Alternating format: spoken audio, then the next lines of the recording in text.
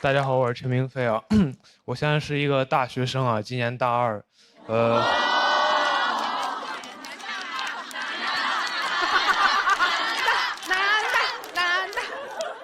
呃，现在心情怎么说呢？就是马上有期末考试了。啊，我念的是中文系啊，我发现有时候我很难跟人解释说我们这个专业它究竟在学什么。就有一次我印象很深刻，我坐火车上学嘛，路上很无聊，有一个阿姨就说：“小伙子，你大学学什么的呀？”我说：“阿姨，我学中文的。”阿姨说：“那你学的挺快呀。”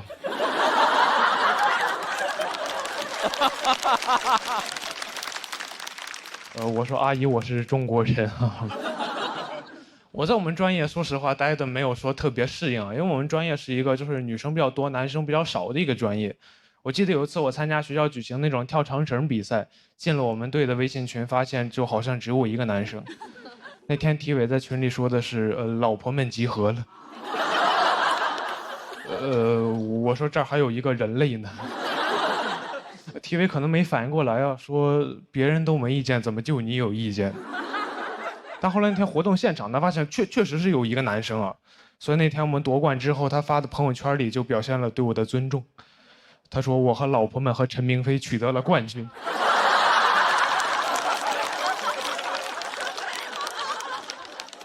感觉我像他们养的一条狗。我念中文系就是想学习写作，写一点真正好的一点作品。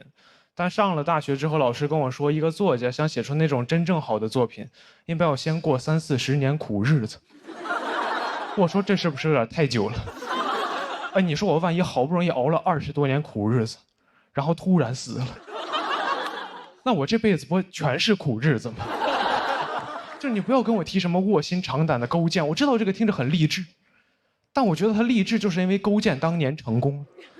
他要是尝了3年胆被夫差灭国，那他在历史上就是一个沉迷尝胆。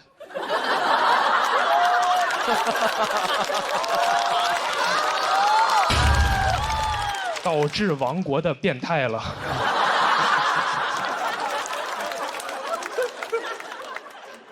不过我还是一个比较实际的人啊，我也焦虑过，说我真正能写出好作品之前怎么赚钱养活自己。我甚至考虑过转专业，但我后来转念一想，自己在老家有一群爱看霸道总裁爱上我的朋友，我心想这群傻帽的钱哥们还是能挣的。一个作家这么一个几千年的行业，它能有什么问题呢？然后我大二那年呢，AI 会写小说了。我当时的感觉就像，我感觉自己像那种晚清刚进宫的太监，一个阉人。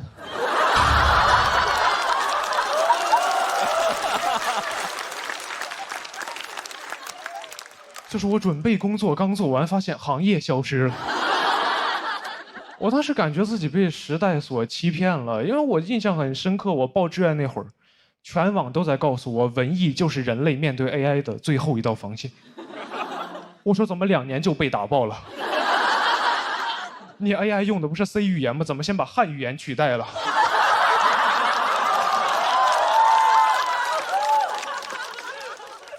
你这个 C 该不会是 Chinese 的意思吧？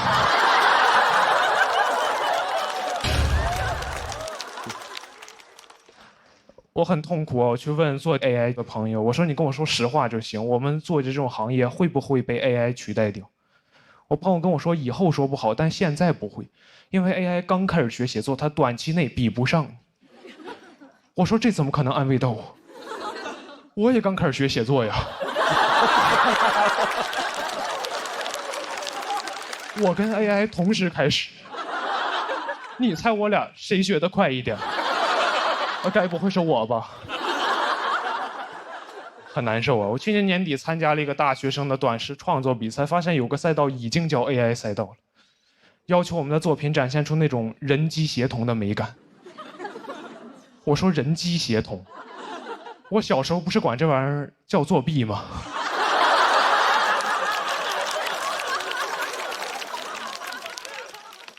我记得我小学那会儿看着有同学考试那会儿拿手机搜题，人机协同，轻轻松松拿高分。我辛辛苦苦做半天拿个中等的成绩，我都安慰自己，我说陈明飞没事，你现在累了一点，但你培养了能力，长大你比他们强。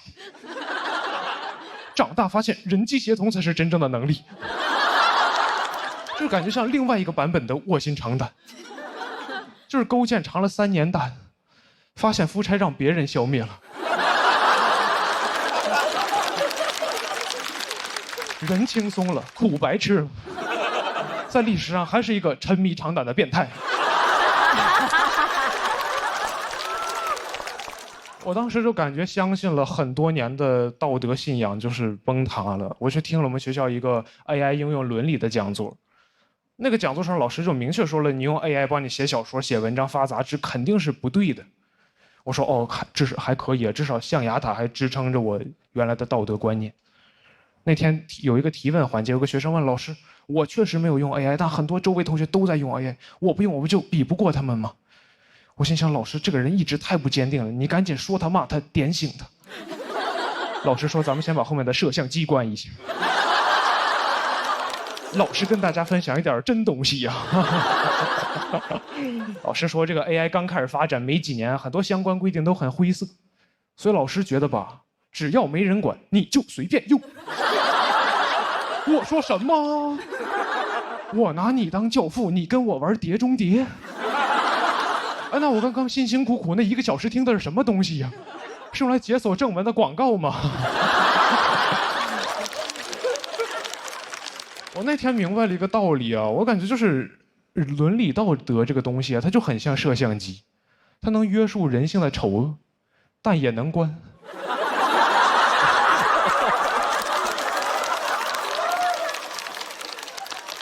我现在感觉自己就是，我明白 AI 是好东西，我知道它这时代在进步，科技在发展，历史的车轮滚滚向前，但我不在车上。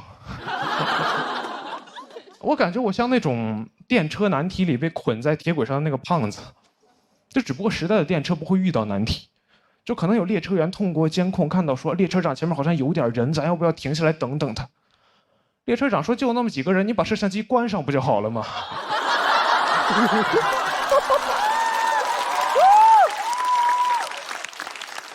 就看着那个车越开越近，我旁边的朋友就会问陈明飞：“咱们现在怎么办？”我说：“我自横刀向天笑，去留肝胆两昆仑。”他说：“那我先上车了。”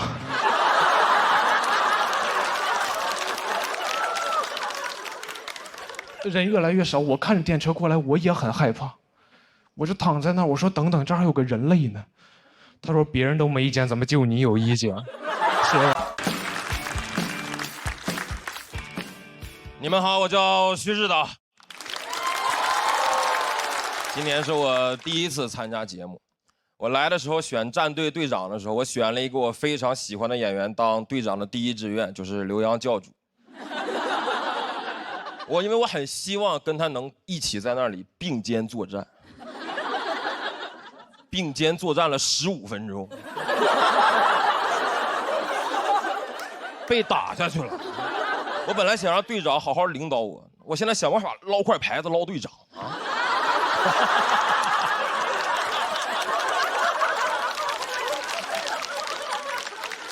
我从小是家里老人带大的啊，我对我的爷爷评价一直都挺高的。我觉得我的爷爷姑且可以称之为是个慈善家。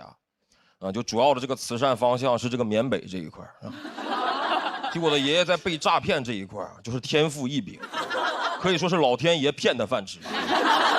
因为他身份太特殊了，我的爷爷是一个专攻于草书的书法家，名字叫徐德伦啊。就如果你们真的好奇的话，就等下演完出你们可以去搜他啊，但是你们不要去骗他。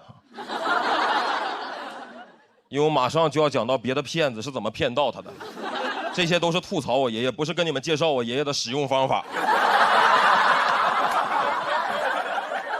因为我爷爷是一个民间老艺术家，他很渴望自己的作品能够被大家认可，骗子就会拿捏这个心态。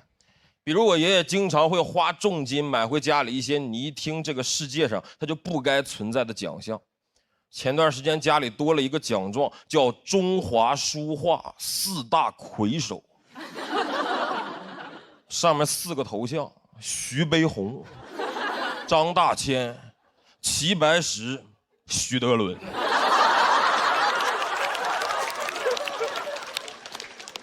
4个头像，就1个彩色的。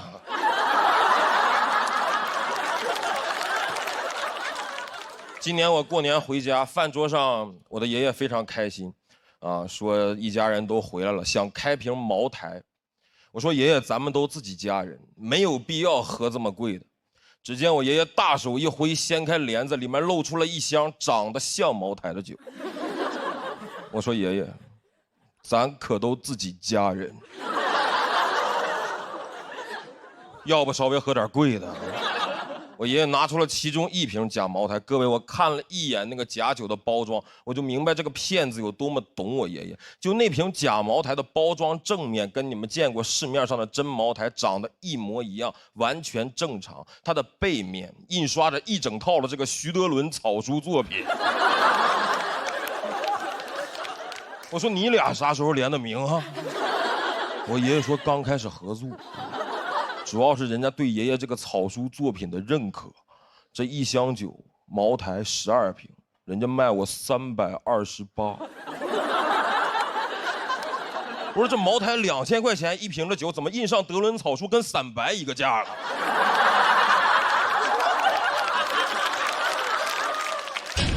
这是对你德伦草书怎样的认可啊？这德伦草书可太牛了，帮家人们把价格打下来了。我不想伤他的心，我还是陪他稍微喝了一杯。就朋友们，我平常也是喝过点白酒的，但我真没喝过假酒。假酒那个味道和口感，我当时尝了一口，我说怎么这个封面上这个草书它是渗进去了吗？茅台啊，我第一次喝出了墨香型。我爷爷还让我评价，他说孙子，你看爷爷这个草书在酒瓶子封面上写的怎么样？我说爷爷，从味道上来看，你写的绝对算是入木3分了。但是从内容上呢，我认为一个茅台品牌的酒啊，是不该允许你在上面写这个牧童遥指杏花村的。骗子是越来越猖獗。2023年，我的爷爷在老家接到一通电话，表达了对他书法作品的肯定，说希望我的爷爷可以交点报名费去北京写书法，要炒作他。于是我的爷爷，一个退休30年、一辈子生活在辽宁省的一个传统东北体制内老干部，在自己84周岁那年，毅然决然决定北漂。我说我是听说人这个73、84有那么2道坎儿啊，但我没想到84这道坎儿能迈得这么的宏伟。就徐德伦先生在他84岁要迈的这道坎儿叫山海关。我当时还在北京读研，毕业季正在找工作，不是很顺利。我刚失败了一家单位的面试，我回学校的路上，我爷爷还给我打电话，说孙子，那个爷爷在北京找了个工作。我说你春招比我还顺利呢。那个你毕业先不要着急找房子啊，我准备上北京跟你合租。我从老家多带几瓶酒过来，咱俩天天下班一块喝。我说有点分不清哪句话更吓人了。我从来没想过这么个结局。我从辽宁省，我考来北京大城市，我好不容易找了工作落下来，然后跟爷爷合租，这是不是太绝望了？在大城市跟爷爷合租，在大城市我白天不是已经当过孙子了吗？啊！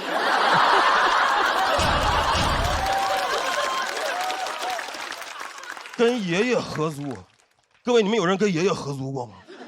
你都没法跟你的合租室友拎着合租室友之间该立的合租规矩啊，用到爷爷身上太不合理了。你说那个爷爷啊，咱俩不能用同一个 WiFi 啊，咱俩上厕所得排队。还有最重要的，未经我允许，你不能私自带我奶奶过来过夜。但我尝试稍微理解了一下我的爷爷，其实老年人希望自己有价值。我爷爷就是很希望努力能让自己的作品火，想挣点钱给我买房子。但他现在在他这个方向，就是越努力，我离买房越远，我离合租越近。骗子最过分的就是这点，他会利用老年人的这种亲情。他那个骗子直接就跟我爷爷说，只要你愿意来北京啊，把这个钱交了，我就会炒作你，将来你1平尺的书法作品就能在北京买1平米的房子。我爷爷听完，现在拿着那个笔和纸就要来给我弄套房子。上一个这么有底气的书法家呀，叫神笔马良。我说咱是不是太敢信了啊？一平尺好几万，你按他这个说法，我爷蹲地上在那写比印钞机都快。我爷就鲁迅笔下的老黄牛不过如此了，喝的是假酒，写的是真迹啊！你感觉宣纸想升值都该给我爷爷用，蔡伦造纸就是为了德伦用纸。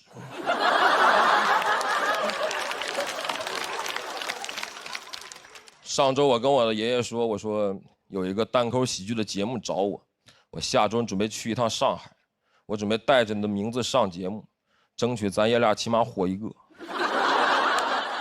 我爷爷听完笑了，说你是不是叫人骗了？好了吧，谢谢各位，谢谢你们。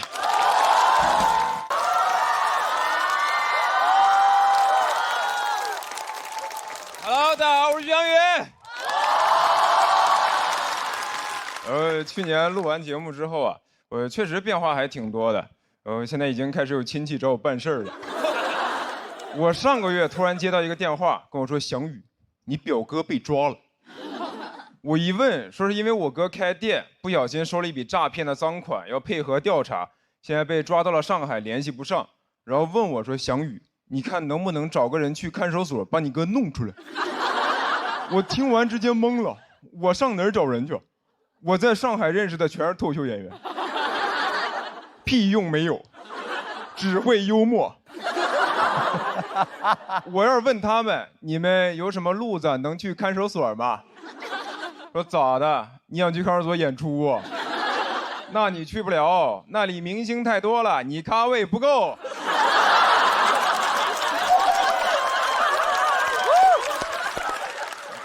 我实在不知道咋办，我就寻思帮我哥找个律师，但你也不知道上哪儿找，就打开了大众点评。哎，大众点评真的有很多律所，但那好评你也不敢信，就跟饭店一样，很多好评一看就是刷的，说这家律所位置好找，不用排队，判的死刑立即就执行了。而且选择一多吧，你就会想找一个最划算的。我最后给我哥精挑细选了一家4.7分的律师事务所，团了一个3.9块的刑事辩护套餐。现在想想真的荒谬，穷病乱投医呀！3.9块的刑事辩护律师能干嘛呀？法官说无期，律师说行。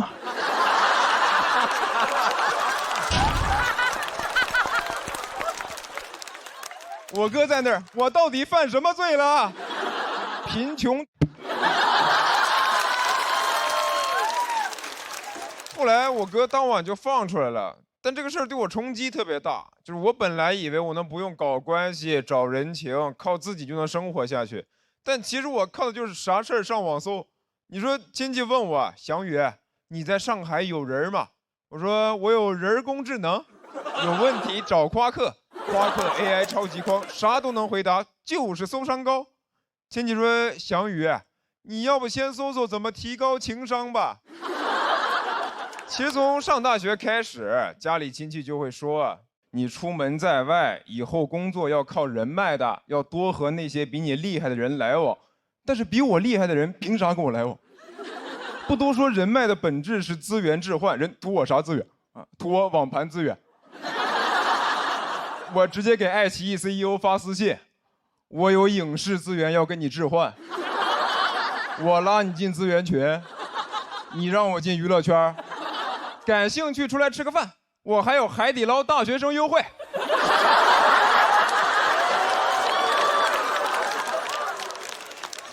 哎，但是我现在能意识到吧，有些事儿你只靠自己确实很难办。我去年刚来上海的时候看过一次病。就我脚这里烫伤一块，然后一直化脓不好，你上网查贼吓人，说会发烂发臭，然后截肢。但是有烫伤科的医院呢又特别少，我一看号至少要等1个礼拜，我说那不用看了，直接截肢吧。喜剧之王单脚记。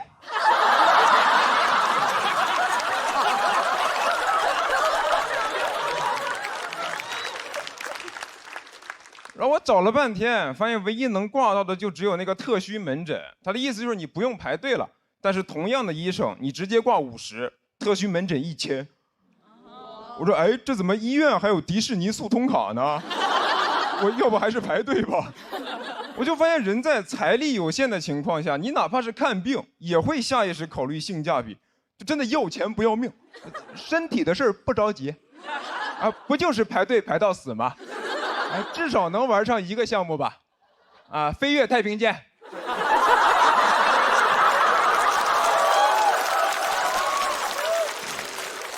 然后我就问我上海的朋友说，怎么看病能更方便一点？他们就跟我说，那就找人呗，啊，我不用排队，我哥是肿瘤医生。我说那你天天得肿瘤啊？他说不是，我哥会带我去其他科室再找人。那医院也是小社会，能关照的地方肯定会优先亲友嘛。为啥是亲友优先呀？不应该是 IC 优先吗？以前也没人教我这些呀，我只知道学医救不了中国人。不知道学医能救自己人呢？难道医学生宣誓仪式的时候问咱们为什么献身医学？为家人谋福利。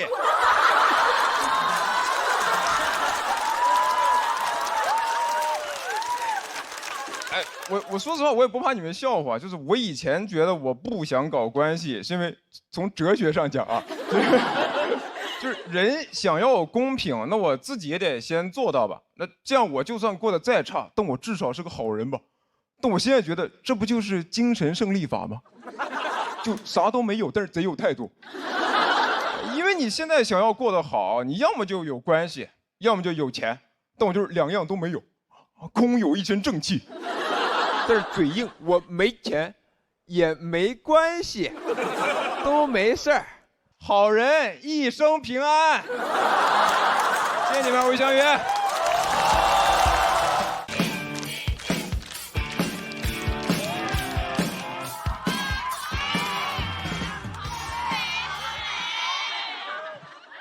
呀，这1年来呀，也是红气养人了。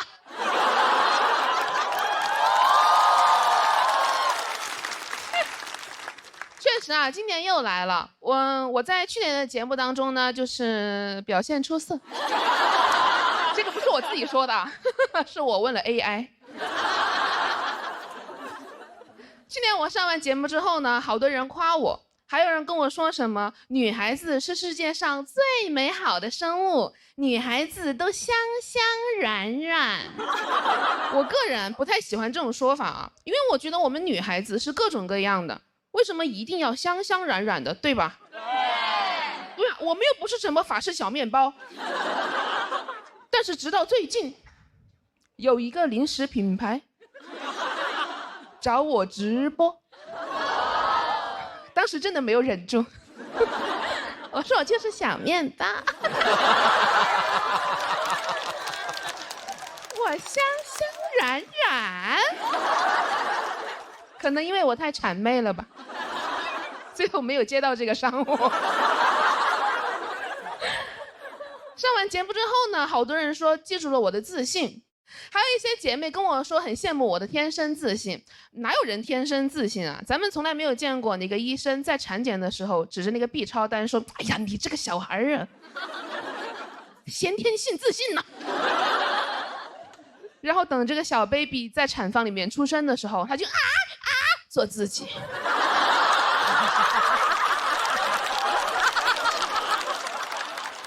就是我是从小到大都很胖的，所以我不是天生自信，我就是天生胃口很好。哇，真的，我的胃口好到什么程度？当我第一次听说开胃这个概念的时候，大为震撼。我说啊，胃还有闭上的时候呢？你们还得叫他开门吗？你们怎么叫啊？你说喂喂喂喂喂，给胃叫生气了。胃说第一。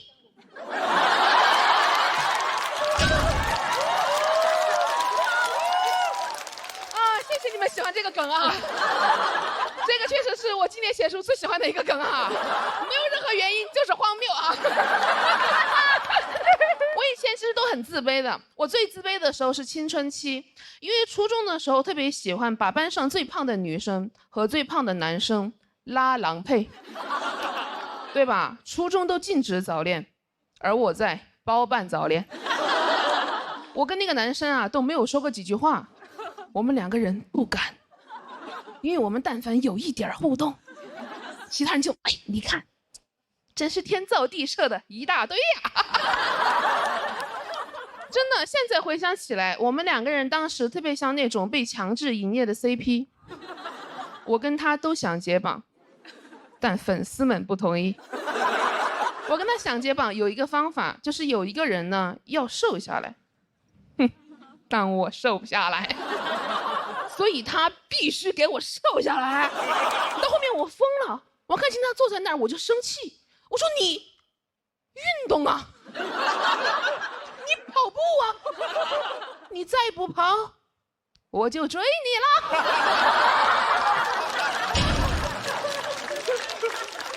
他说你不跑我就追你了。同学听到磕疯了，哇，他逃，他追，这一大堆。好，都懂啊，都是磕过 CP 的人。但这个说实话不是我当时最害怕的，我当时最害怕的是体检称体重。都懂啊，因为我每次我也站上那个体重秤啊，好多男生围过来起哄，那个场面万人空巷。那会儿就已经像女明星了，但其实那个体重秤更像女明星，我像她的保安，因为是我在。别看了，走，我们称老师不拍照。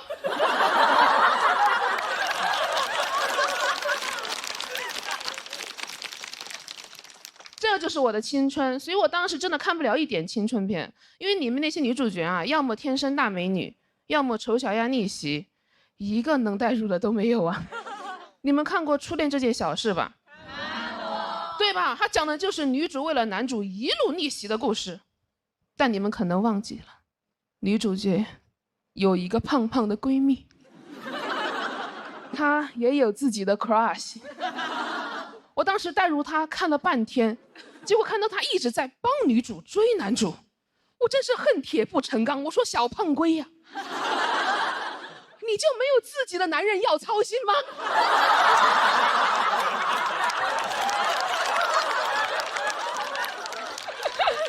后来那个女主角啊，她不是丑小鸭逆袭变得很漂亮了吗？好多男生都很喜欢她，结果小胖龟还是黑黑土土的。我当时真的很生气，我说我们不是闺蜜吗？你美白不叫我，学化妆不叫我，哦，吃饭你倒是叫我了。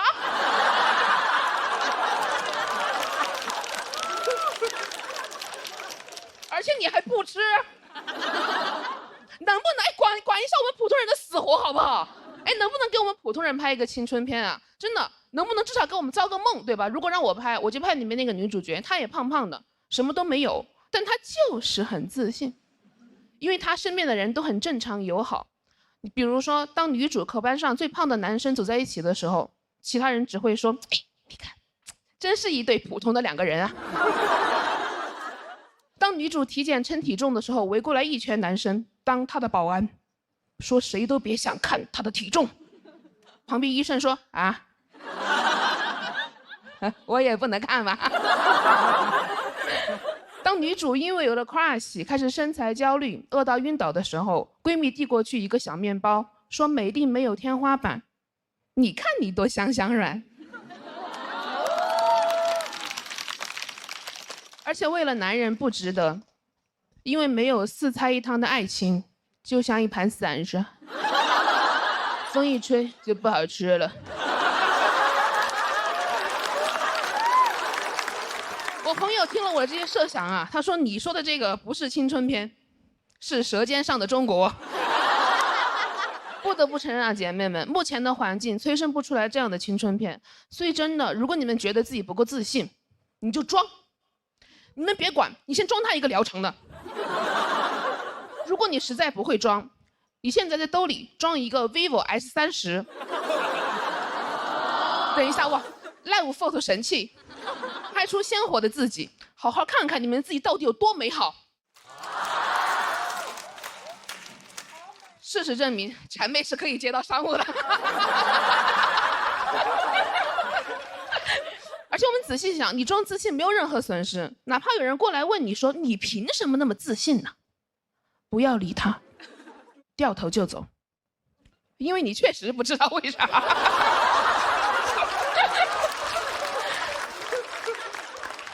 就像我也不知道以前为什么要自卑一样。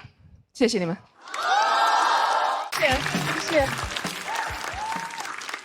谢谢。大家好，我叫小海，谢谢。我是一个兼职脱口秀演员，我现在业余时间还有一份全职工作。我在我们公司是总监。对。在公司基本就属于中层。还有一个老板，一个下属，没有同事。就这老板还要天天开会跟我们讨论公司未来的发展战略。公司一共3个人，啥战略？一会儿排成人字，一会儿排成一字。我们公司真的特别小，有多小呢？我们租那个写字楼以前是个酒店，我们公司就是个标间儿。而且它该有的没有，不该有的却有很多。我们公司没有打印机，却有一个浴缸。浴缸里还堆了很多杂物，什么吃的喝的。有一天客户来了，老板当着他面跟我说：“你去浴缸里给客户拿点水。”前2天我下属还辞职了，我们公司连群都没有了。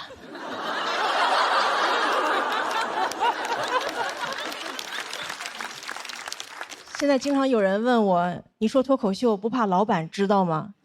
我不怕，因为你看我有2份工作，我们老板有4份。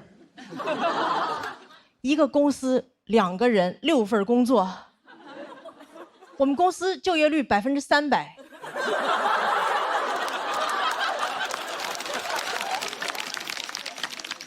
你要想实现就业率100%，还得雇4个街溜子。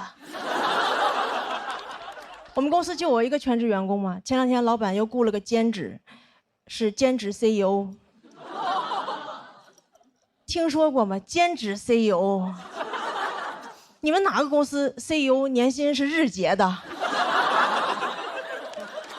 平时我都不太敢给他打电话，因为害怕他还有什么别的兼职。我怕我打电话，我说老板有个文件需要您签字，老板说一会儿签，等我送完这单。不光公司奇葩，老板还经常跟我提很多奇葩的要求。哎，你们能相信吗？前2天我老板让我值日。我说值日是不是应该轮流值日？我没见过谁一个人值日，一个人那就不叫值日，一个人那就叫保洁。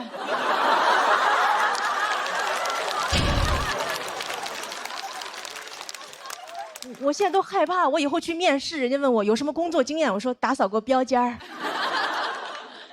就经常跟我提很多奇葩的要求。前2天又跟我说，你以后每个月要读1本书。哎，你们发现没有？老板只有在这种没有用的事上跟你提的要求才特别清晰，正经工作上的事根本就说不清到底让你干啥。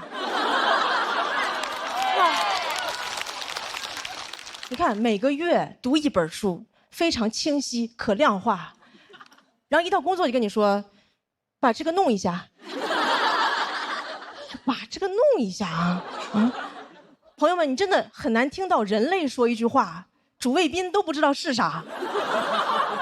把这个弄一下，谁弄一下？把哪个弄一下？什么叫弄一下啊？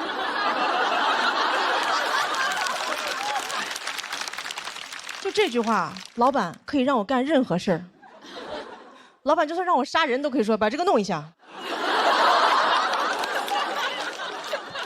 然后前2天老板又要给我降薪，他居然跟我说你去起草一个自愿降薪协议。我说怎么你要给我降薪，协议还得我自己写啊？你要勒死我麻绳还得我自己编？你这就相当于潘金莲跟武大郎说大郎煎药了。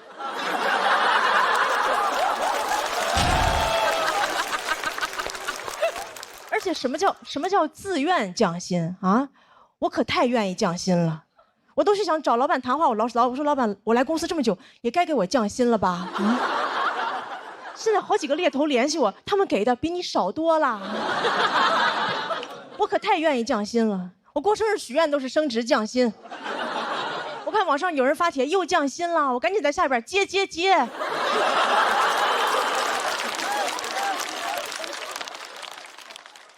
然后前2天老板又要给我降薪，这一次他居然要给我转成兼职。我说我不缺兼职。然后他跟我说了一句话，我才知道什么是真正的霸道总裁。他跟我说，虽然我给你转成了兼职，但我希望你不要有别的工作。我说怎么，您还要给共享单车上锁啊？不过降薪也有一个好处，我发现老板跟我说话都客气了很多。以前老板就是跟我说你这个不行，现在跟我说你这个不行哈。我说那不行的话，那你把这个弄一下。哎呀，但是我也没有其他的办法。老板给我降薪，我就只能把老板写成段子；老板给我降薪，我就给你们带来欢笑，这就是降本增效。